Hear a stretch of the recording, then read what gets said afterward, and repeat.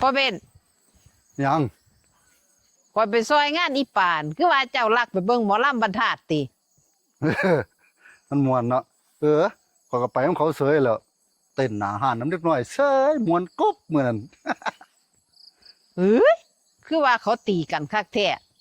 มีดผ้าล้าเหล็กก็ตั้งว่าหลายเจ้าไปอยู่จังไดจังบ่ให้ถูกน้ำเขา ว้ายสำนั้นสำมันสิได้กินข่อยเพนนี่เจ้าเห็นพระองค์นี้บ่นี่เห็นบ่นี่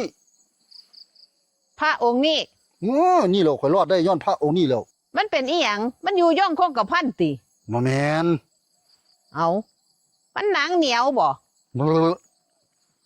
เอาแล้วมันเป็นจังไดซั่นน่ะ ตอนที่เขาตีกันนั่นน่ะข่อยย่างไปเอาพระองค์นี้อยู่กุดหลวงพ่อ ศักดิ์สิทธิ์คักเอ้ย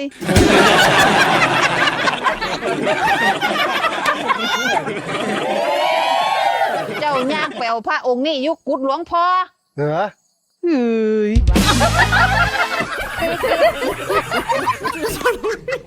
ท่านบ่ได้ย้อนพุทธคุณของพระองค์นี่แม่นเรียบร้อยข่อยเพิ่นเอ้ย